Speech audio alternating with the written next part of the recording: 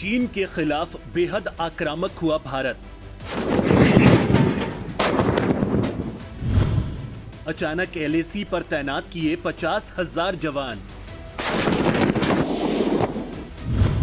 लद्दाख में मंडराए युद्ध के काले बादल। भारत और चीन के बीच लद्दाख में माहौल दिन ब दिन गहराता जा रहा है। इस बीच भारत ने चीन के खिलाफ बेहद आक्रामक तेवर दिखाते हुए 50,000 से ज्यादा सैनिकों को सीमा पर भेज दिया है। न्यूज एजेंसी ब्लूमबर्ग के मुताबिक चीन को चारों खाने चित्त करने के लिए भारत ने ये ऐतिहासिक कदम उठाया है। समाचार एजेंसी के मुताबिक भारत ने पिछले कुछ महीनों में चीनी सीमा से सटे 3 अलग अलग इलाकों में सैन्य टुकड़ियों और युद्धक विमानों को तैनात किया हुआ है और अब तक भारत ने चीन की सीमा पर नजर रखने के लिए करीब 2 लाख सैनिकों को तैनात कर दिया है, जो पिछले साल के मुकाबले 40% से ज्यादा है। भारतीय सेना और प्रधानमंत्री कार्यालय ने इस काम को बेहद सीक्रेटली अंजाम दिया है। ये बड़ी बात इसलिए है क्योंकि अब तक भारत डिफेंसिव रहता था, लेकिन मोदी सरकार ने पहली बार चीन के खिलाफ ऑफेंसिव वाली रणनीति अपनाई है, जिससे चीन भौचक्का रह गया है।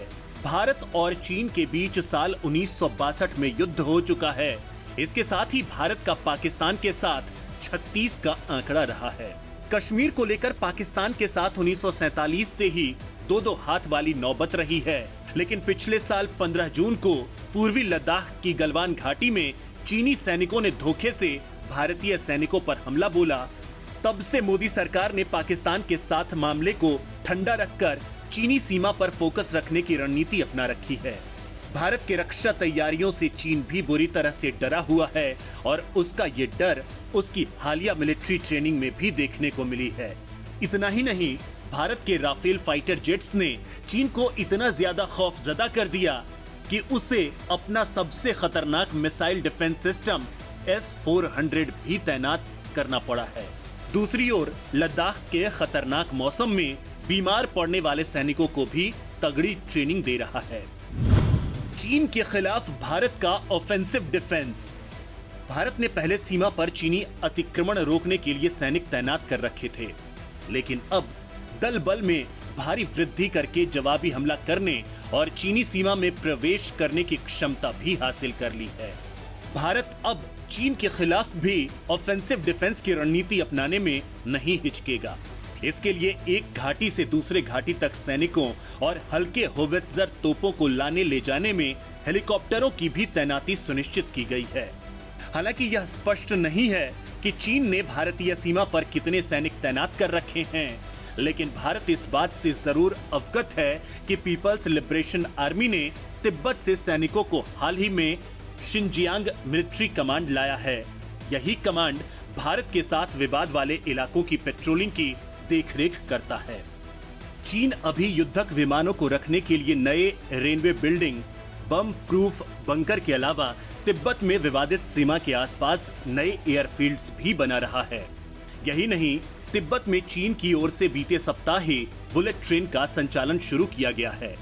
इसके अलावा long range artillery, tank, rocket regiments और 2 इंजन फाइटर जेट्स की तैनाती चीन की ओर से की गई है। इससे जुड़े सवाल पर चीनी विदेश मंत्रालय ने कहा कि वो इस तरह की अटकलों पर कोई प्रतिक्रिया नहीं देगा। लद्दाख में विकराल हो रहे हैं हालात।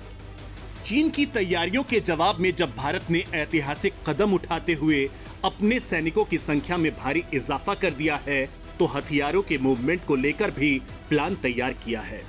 यानी दोनों देशों के बीच संघर्ष और खतरनाक स्तर तक पहुंचने की आशंका सताने लगी है।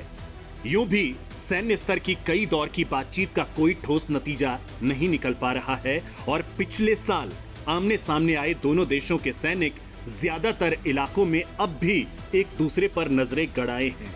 लेफ्टिनेंट जनरल और नॉर्दर्न आर्मी के पूर्व कमांडर DS हुडा के मुताबिक सीमा के किसी भी तरफ इतनी ज्यादा संख्या में सैनिकों की तैनाती खतरनाक है, खासकर तब जब बॉर्डर मैनेजमेंट प्रोटोकॉल टूट चुका है। दोनों तरफ से विवादित इलाकों की पेट्रोलिंग में बढ़ती आक्रामकता का प्रदर्शन होगा।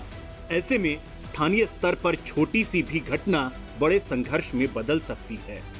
सूत्र बताते हैं कि कभी पाकिस्तान से आने वाले आतंकवादियों के लिए तैनात 20,000 सैनिकों को अभी चीनी सीमा पर उस जगह लगाया गया है जहां पिछले साल चीनी सैनिकों के साथ कई झड़पें हुई थी।